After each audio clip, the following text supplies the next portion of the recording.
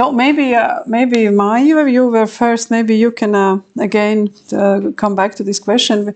Let's trace what are our daily practices to become sustainable. This is one thing, and the other one would be, I think, led by Anna. Maybe how we can follow this.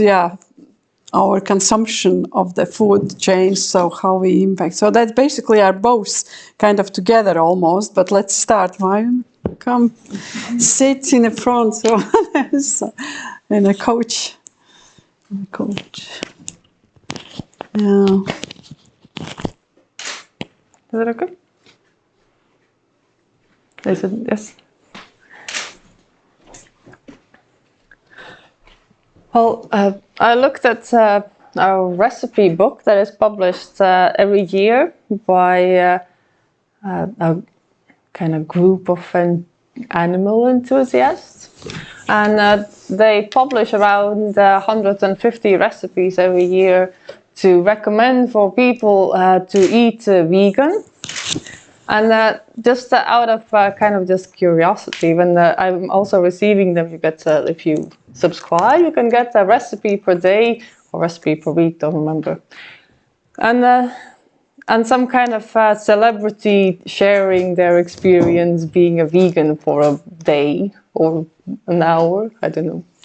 And so those recipes, I went through the recipes and I kind of collected what kind of products they are using. And so the most used product in these Latvian, prepared by Latvians, so it's not just Googling a vegan recipe, it's just recommended for Latvians. The most commonly used is coconut. Second one was chickpeas. Also kind of up there, like 120 out of 150 recipes use dates. And avocado, dates, datels. Avocado was not that popular out of 150. It was only 20 recipes used avocados. Sweet potato. Sweet potato was only 2 recipes. So it's also sweet potato is not really there, but it is. I was quite surprised about like chickpea, because why would you use chickpea? Just use normal peas that we can grow in this country. And the same with dates. Why would we use dates? Because we can just use dried apples that we also can, again, we can grow in this country, or plums, dried plums. Coconut milk makes absolute no sense, because it's just, except if you want to get the coconut taste, there's nothing else you're getting from coconut milk. Because you can just, if you use milk, then use any other vegan milk. Oat milk, yes. And these kind of, the conscious decision of completely ignoring what we can grow in this country and just going with the flow of trendy foods, it's just, it was a bit kind of weird for me. Which site was this? No, pēc zemeslode. Wow, really? It is the only kind of organization that talks about this. And when you Google for vegan recipes on the internet, then of course you get like the recipes from America. So you might also get recipes that include pineapple from countries that can grow pineapples. But this is something that is made for Latvians by Latvians. Anna, because I think this leads already to the discussion about. Okay, let's try to follow maybe some these feedback loops. What is because I was also thinking that I don't have enough knowledge actually to follow these feedback loops, but I realized that in Baltics there is also nearly half already is vegetarian food, which was not 2 years ago, before COVID. So there is so everything becomes very vegan and vegetarian. But what does it mean? Actually, airplane food production definitely is not the most sustainable one for sure. And what is happening then when you need all these suddenly so lot of these vegetarian some products? Yeah, you know, the same smoked salmon which we had in breakfast. It's also there. Yeah. a Baltic menu. So, yeah. So Anna, maybe you can say something about this following, how you can actually do it, how you can trace what you like chickpeas. Let's say take chickpeas. It's for hummus, yeah. Well, You use them. chickpea is basically just a base product that you use to create mass and add protein to your food. And using chickpea or a bean, it's usually used together with curry or chili, so it's the taste is so produced, so it's in the recipe. So the actual taste of a chickpea is a bit of a nothingness. Yeah, but it's trendy and we eat it, so let's follow where they come from. Yeah, I guess, then we need to make like a really large global scale data statistic gathering. But when I worked with this local network, why I could even do it on a very short kind of time scale was because I used, app for ordering the food from the farmers. So it is kind of digitally already registered by just consuming food. You don't go straight to the farmer. You have basically the digital kind of medium in between. So it is registered, and probably most of the chains have. So maybe if we use, volts and bolts, maybe we have to ask them what people order to use these data for just awareness and calculation and so on. But control, I don't know if in like Western world we can just, put kind of strict controls of what you eat currently, like by nuts.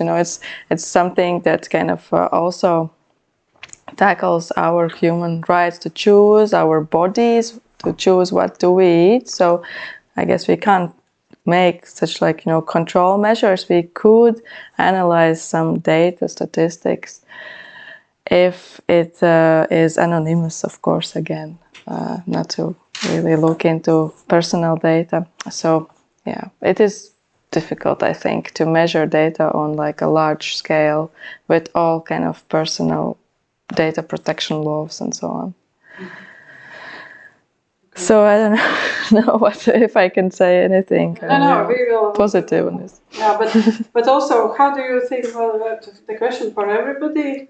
So we are here from focusing a little bit on the regional Baltic and Nordic experiences, or Baltic Sea including. Yeah, like also Poland. Really, thank you for sharing. It's really interesting.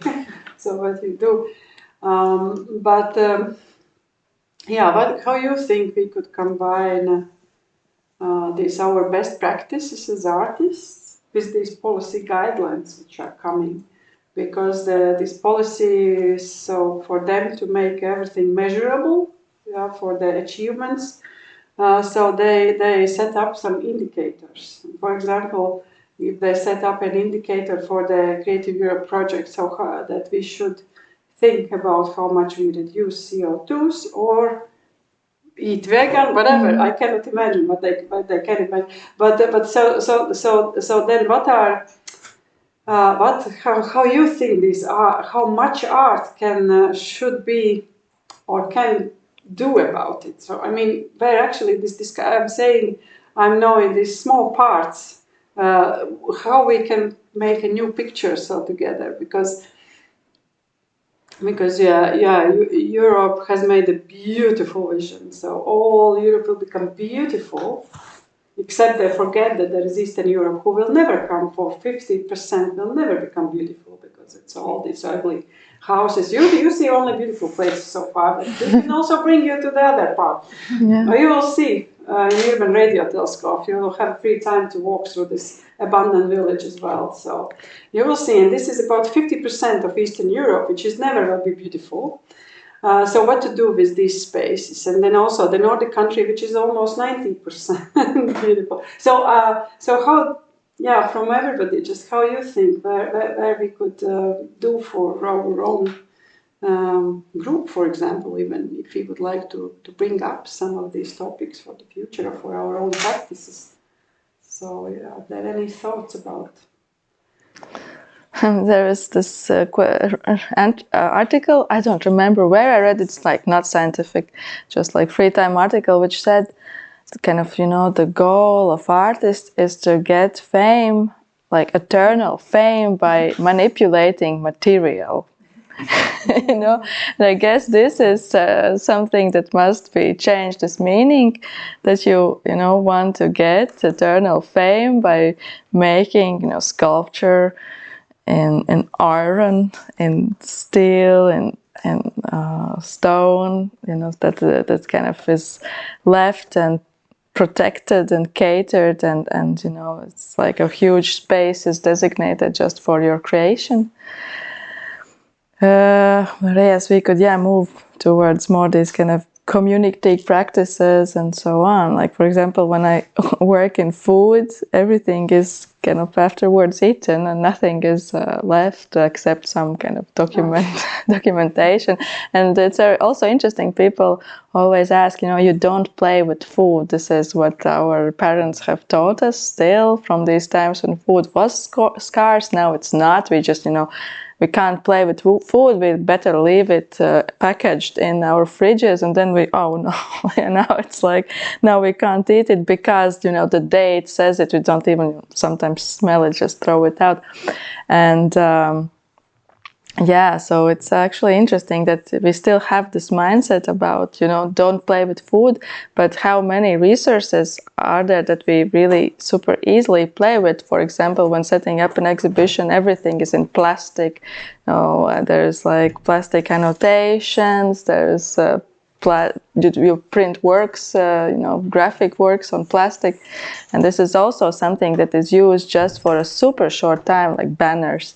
Only for like maximum 2 months of the exhibition time, and then it's thrown out. So we really, as artists, also have to look. But then there's a question, we have these established systems how to, for example, advertise art, that it should be this plastic banner.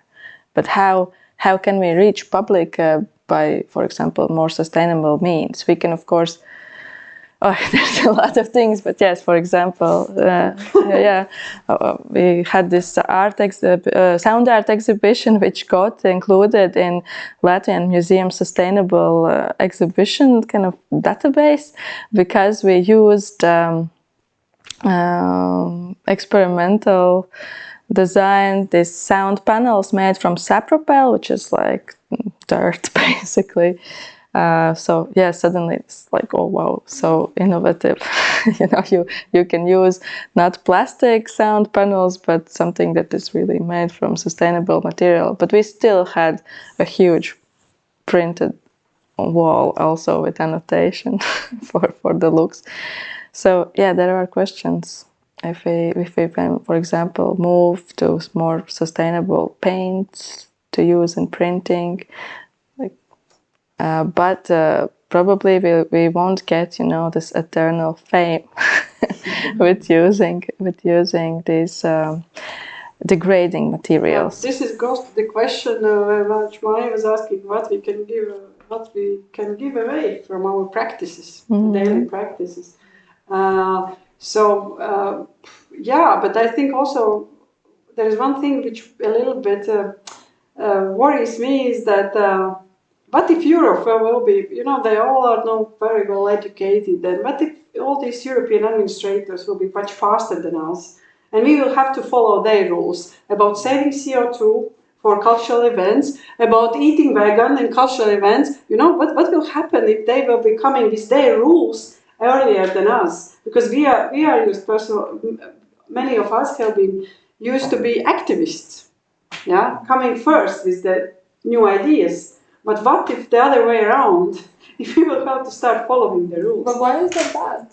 No, it's not about bad, but it's about because it's about not understand. It's about not understand how. You know what to do. No, I'm thinking also how because again there is the Europe is very diverse. CO2. If I have to go to Europe, it's 2,000 kilometers. I don't have always 3 days or 1 week to travel. So, and I'm immediately again discriminated comparably to those who live in Central Europe. So they have much better access. And I don't have any more, like in the 90s, because I will not save CO2. And then because I was interviewed by the European evaluators of a green project. We had a green project there. And then the question that they were asking is, would that not be too much, like to ask if we think about the cars, for example, or transportation, which we use locally. So, for example, what if, imagine in Latvia, it's already difficult to rent, even after COVID times, the car to find in last moment, maybe even, and if I will have to think about electric car to rent. I mean, it's insane because So there can be some things which Europe, wealthy Europe, may again think for us to be better Europe, but they forget that there are huge margins in Europe. And not only in Eastern Europe, but actually even Germany, everywhere else. So I think this could be maybe brought up, the question that we identify maybe. But at the same time, there are many things where we are ahead, all this green and diversity. I think it's quite still a lot, it's existing. And so if we could maybe identify what are our advantages. I think it's like, especially with the Baltic culture, there's two things. Like, one, like there's something that should be almost repurposed from the time that, like within the times of disparity, as you said, like when people were taught to not play with food, save electricity. These are notions that were like put in by my parents because of the scarcity of resources.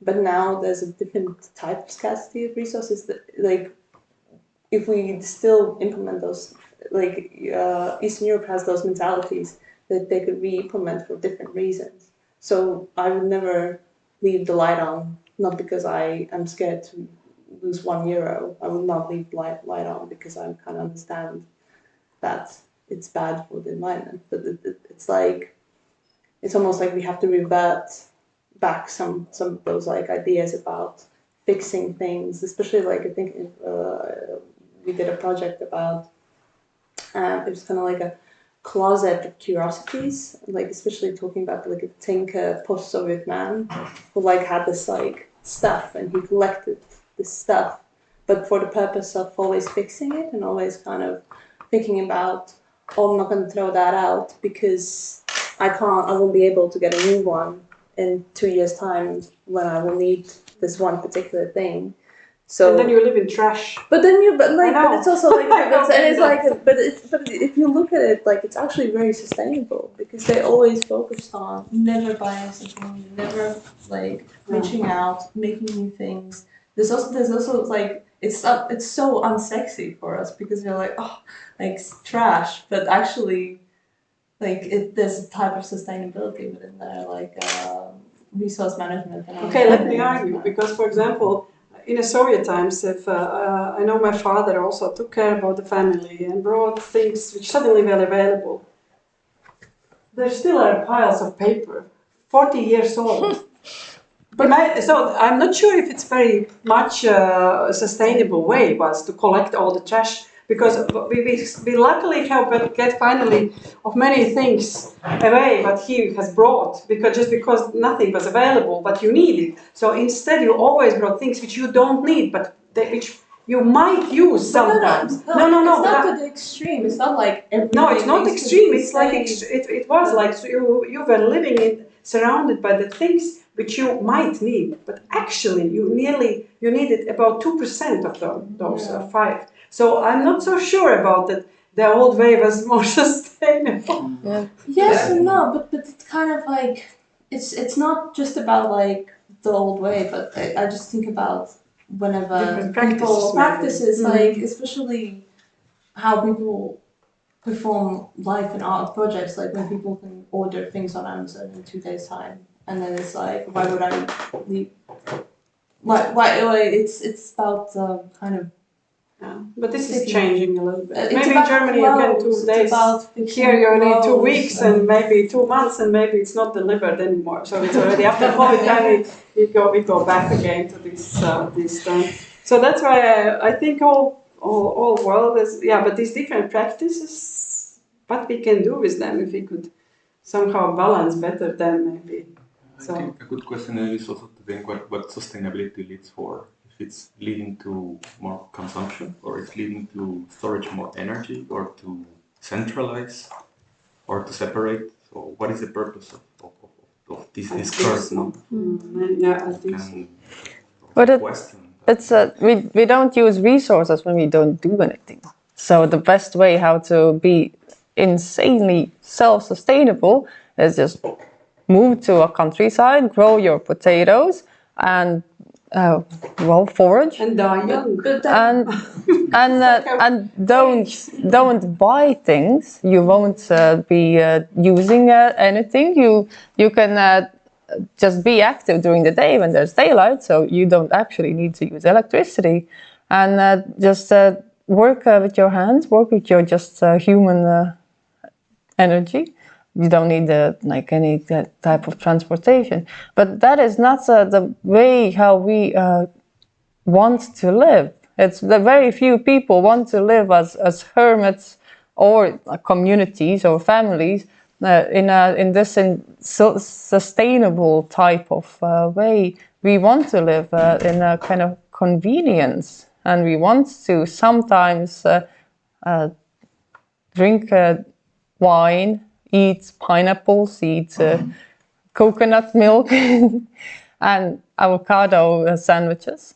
And also we want to shop online or in real life and order those new fashionable clothing.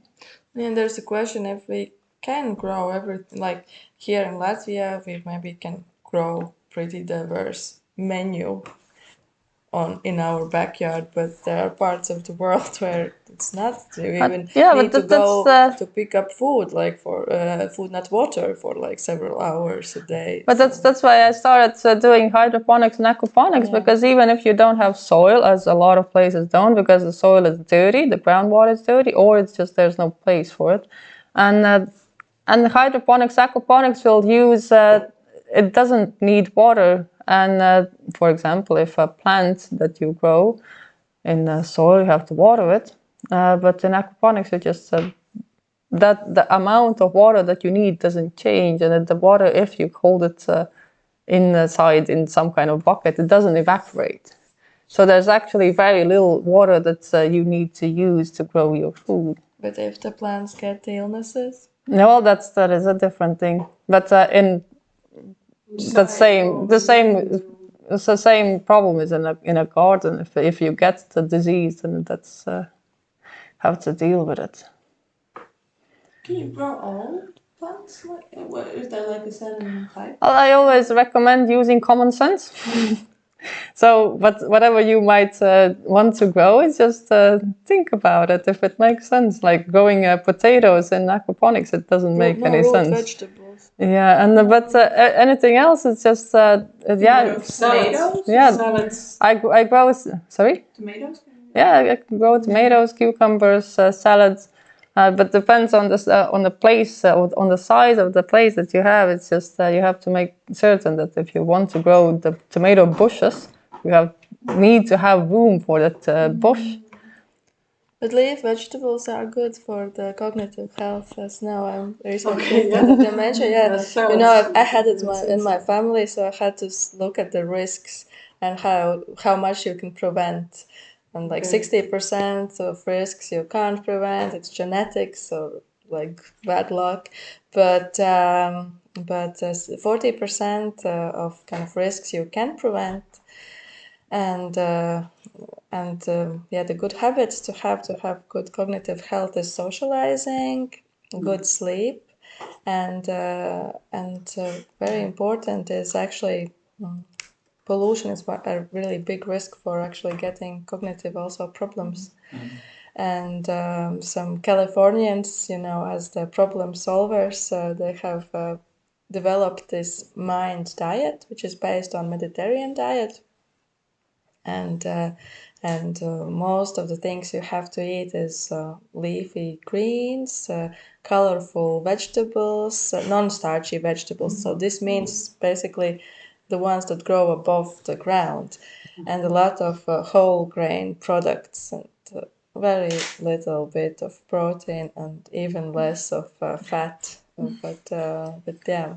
Don't you need those two? But Sorry? fat is good for the brain, isn't it? What? The fat is good for the brain. Yeah, Like people the say- connections are made out of fat. The connections are made of fat, but you don't need, kilograms of fat in your brain. It's generated, I think, by Yeah. organism It itself. is generated by the organism, and fat also contains a lot of pollutants,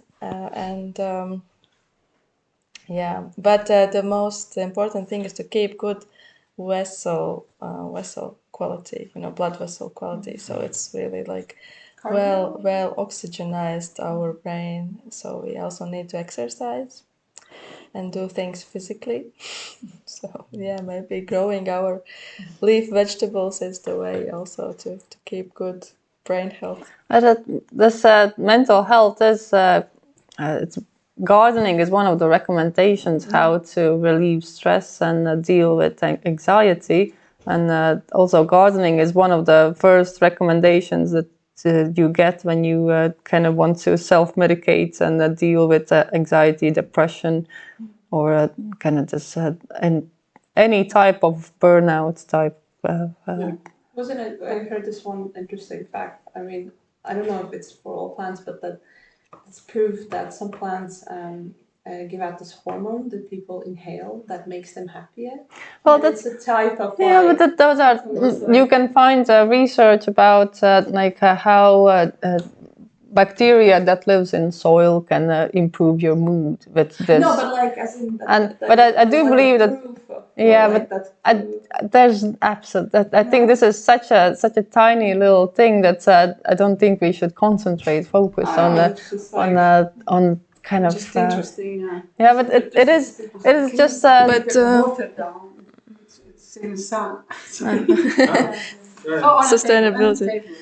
But I have been working also with these sensory food workshops with the emancipated people, and one of the exercises is to have different colored glasses when eating, if we kind of perceive also the food differently.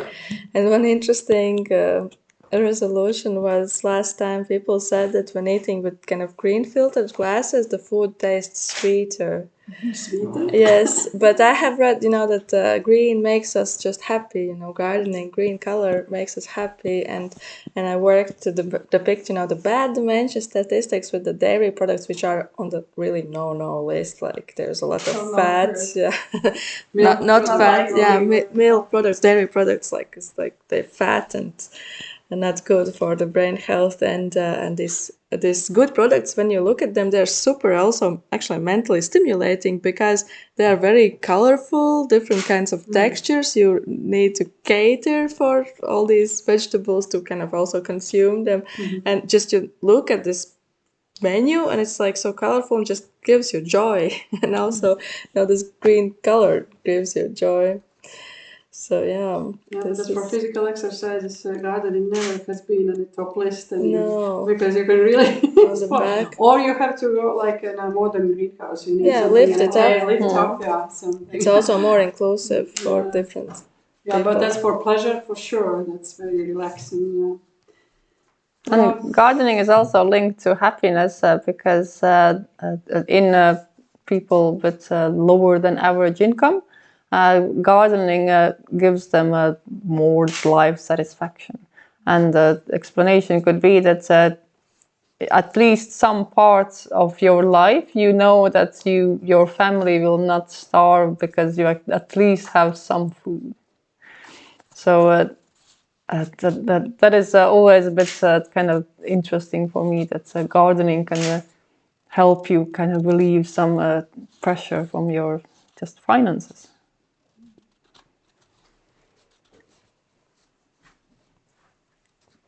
Okay, any more questions? So then we can...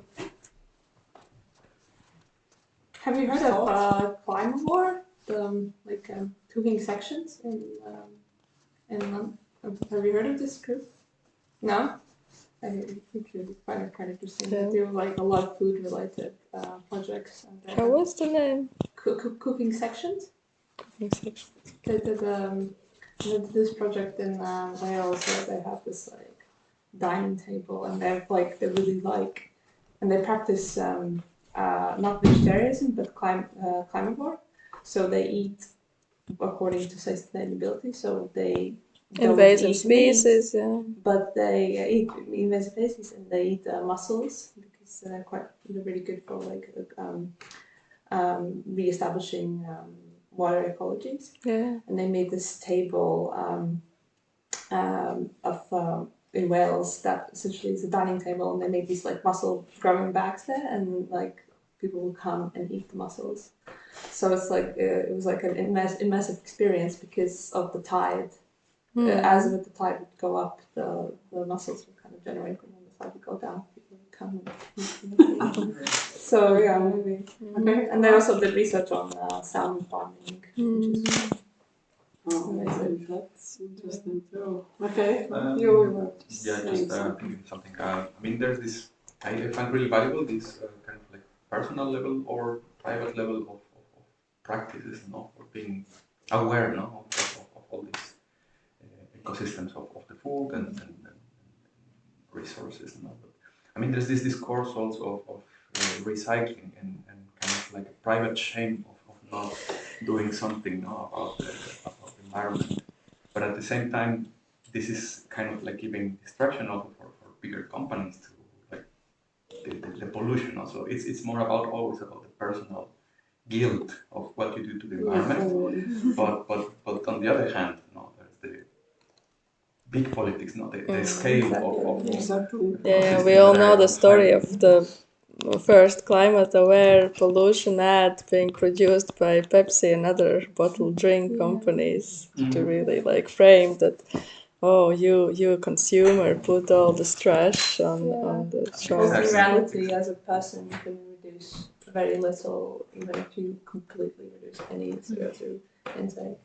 But it's that we as a consumer, we create the market. Yeah, but it's not that the onus is like 100, like because it's very And beneficial food for them. waste, the personal level is the most, the biggest polluter in food waste. Because industry, of course, wants to use every resource they have. But it's also But packaging is a choice of design, not by consumer. sorry, it's also ideological, a much deeper problem in a way, because if you look at how capitalism is based on this very specific idea of freedom. That you should be free to buy as much as you want. You should be free to, travel as much as you want, or own as many houses as you want. So I think it's really this idea of freedom that is very questionable. This idea that kind of became so relevant after the Second World War, and it's really spreading. It's incredibly successful. Look, every country wants to be like the US. I mean, no matter what, we aim to be like that. Should be really a deeper, I think, reframing of this idea of what personal freedom is, and of course also the bottom-up approach helps in a way to, make people more aware of, their impact as individuals, but also the huge, this huge cultural flooding of this disturbed, concept, which is amplified in all media, and it's really incredibly hard, I think, to reframe. And you can have a very small scale rules, and even at the European level, but essentially if people don't start really rethinking of what, each person's responsibility is in relation to everyone and the planet, this is really lacking in a way. It's really completely lacking. We went completely pear-shaped on the other, in the other direction. But don't you think it's changing that direction as well? So like when we kind of, it's also about like how you are perceived as being sustainable, and also like the imagery of like modern, like say the people would like brag about having a hybrid car rather than like having a hammer, you know, like. I would say it's a luxury. Yeah. To think Yeah, no, this exactly. way. Yeah. I mean, if you think of what's available, then if you can decide to have a lesser impact, but certain things should not be available. Like that's the problem. Like But if we you must. think of profit in a long term, like okay, like this company is creating profit, but like environmental wise, this is gonna cost much more money in the next 10 years, for example. If companies would start reasoning in this way, then like thinking of a long-term profit, like even in the next 1,000 years, like in terms of like what is the waste that you're going to need to get rid of, like what is the cost, like the hidden cost of this, then like a lot of things that are available now would not become available anymore. Like I agree that the single person can do what they can to like impact society in a way, but if you're like struggling with money, with whatever, then you're unable to make a difference, and the difference needs to come from the government, from people who have power, I would say. Or just the intellectual, I mean, of any scale, I mean, really should be really kind of develop this idea of more global awareness. So it's a kind of new type of awareness in a way, because we never, as humans, we never had that awareness of living as a global, you know, entities. So I mean, if until maybe 70 years ago, we didn't have the same impact as now, simply because we didn't have the means to do so, or and culture was also different. But somehow now this idea of freedom is really like you want you and your family to be as wealthy as possible, to give as many possibilities to yourself and your family, and that's it. That's where your responsibility ends, and the objective of everybody is pretty much to make the most of one's life. And I would say probably most people are concerned about this, and that's it. No, so it's really a different type of cultural background that needs to be developed, and once that is accepted, then people will kind of, before you buy something, you just are more aware of your impact, and you make probably this decision of not buying chickpeas if you are in Latvia, or that comes as a result of a kind of a cultural acceptance. Also, I was thinking, it's not related. Sorry, I just want to add this idea of this cybernetic warfare. So if we suddenly were hacked, pretty much people will start dying within a week. We wouldn't be able to access food or essential goods, and so shouldn't that be also a good enough reason to really think of an alternative to globalization? Because simply, it's also almost becoming more and more concerning that could be a possibility, or what if suddenly there will be another war in the future, a global war, but this time it's not going to be fought with weapons, but with cyber attacks, for example. I mean, this is a pretty realistic. So we are completely unequipped to such a thing. So it's just I think this is definitely one of quite an important issues. I think which can all this. What are alternatives for local systems? Yeah, that's also Don Harvey and all the other eco-feminist authors. I think that suggesting this. I like really how to live on the damaged world, so how to live on the damaged planet, and how to build things locally, like with these community gardens. So how these little practices can develop, evaluate, maybe even better. So maybe this could be something we can also think today, also an afternoon session, and come up with some vision or collection of practices which we think we would be very proud of. present in some other context, so we share here. Okay, thank you. I think we there's finished. a question from the chat. Okay, good. We have 5 minutes, I think, so it will be good. Eva asks, can you speak of how to reach systematic change in relation to food scarcity? NASA climate scientist Peter Kalmus talks about creating a wave of rebellion to teach this. I'd be interested in hearing your strategies. Discuss. Discuss. Answer.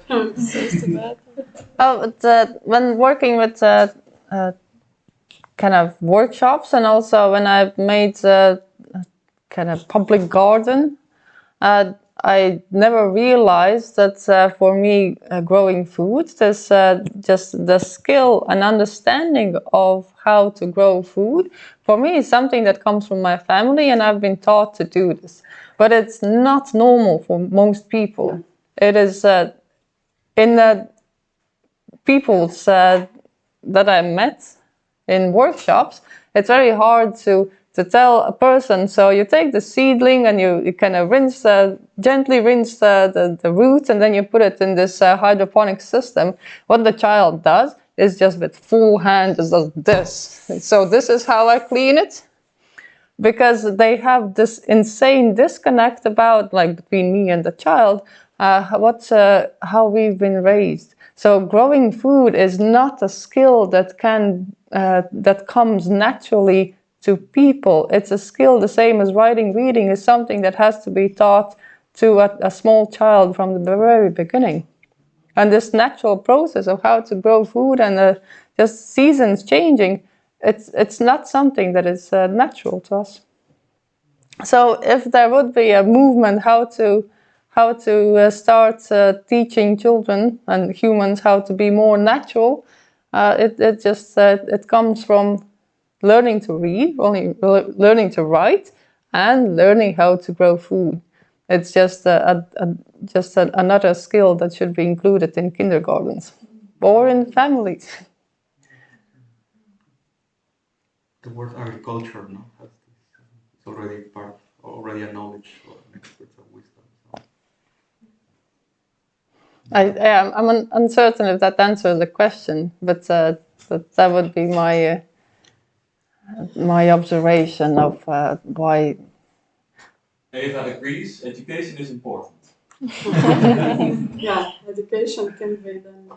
No, well, looking at these European green deals and so on, and lithium batteries, we also must check, how, if it's really systemic change. Often, the food scarcity comes from like taking the scarce water resources from local farming to production, like to mining the rare earth minerals, which have to be like really like what's like English, like you have to disseminate the little particles from like the big soil, so you need water for these processes. And it just raises questions, what is the ethics of Europe and Western countries, that we are polluting less fortunate lands maybe to get resources. Yeah, with that, it's also, I think that Europe imports like raw products on like very bad rates from, for example, Africa. So then I think that could make people have to grow more monocultures of some products, which then gives them less land to grow like more bigger variety of things that would make like less food scarcity. So yeah, like the import policies have to change. Yeah, and also I find it actually quite funny that Europe is, making the Green Deal, because we don't create so much. Like we don't develop. Produce. Yes, we don't produce. All these lithium batteries and chips. We are talking about, being the big polluters and also in the same time solvers of the problems. So. It is a bit like we are the consumers, really, and philosophers. Also, there is no information about these ramifications of products, of energy sources. But also, what can we do? We can make, some quotas on how many females can be should be included in art events. We can put some restrictions that everybody has to take train, not planes. But yeah, about chip production and this big, large-scale pollution. Does Europe have an agency? I don't know. No, yeah, I think this Green Deal is a large framework which mainly goes into the improving infrastructures. They also now just have shared some, just read like I don't know how many billions of dollars for euros for 9 European countries.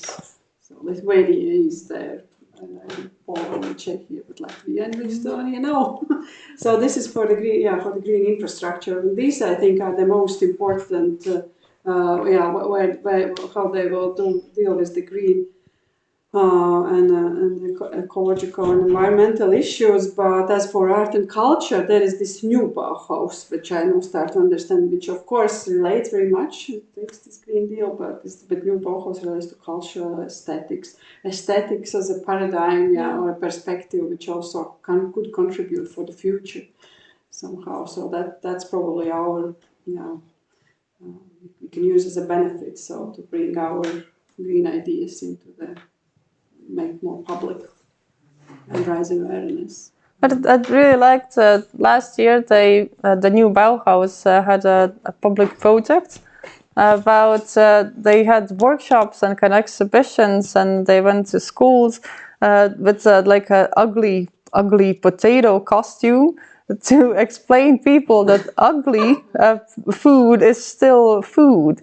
So to just and I really like this. I don't remember the country, but it was somewhere in Europe that they needed a special kind of campaign that promotes ugly food, and I think it really goes together with a child smashing a plant. That for us it's a disconnect between this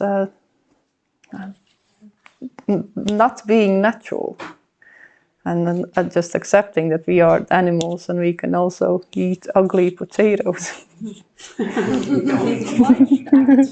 but that's like this special sized straight bananas. That was a joke in UK, I think. Just our bananas can't be bendy. We will. But yeah, I really just feel that we as humans should be a bit more. There's a really nice initiative that I also like part of, like it's called Odd Box, and they literally just send you a box of just like anything that was discarded. So like weird small potatoes, like small pears, like bendy cucumbers, like, and it's food, like it's delicious. But it's the same food, exactly. But in a supermarket they throw it away in just garbage because it's just a bendy cucumber. Yeah. Okay. And I think with this Green Deal we are finished. And we go, and afternoon session, we will focus more on this new Bauhaus and aesthetics. So we can continue this discussion, okay? We have survived, we become sustainable, and then let's go to discussing aesthetics in the afternoon session. So now there is a lunch break, so we have about 1 hour, so we can walk a little bit more. I think it's nice outside.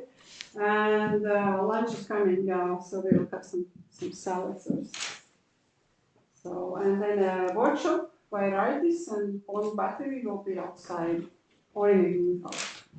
I think I will go and check. So, please feel free to walk around and ask Leva any practical questions or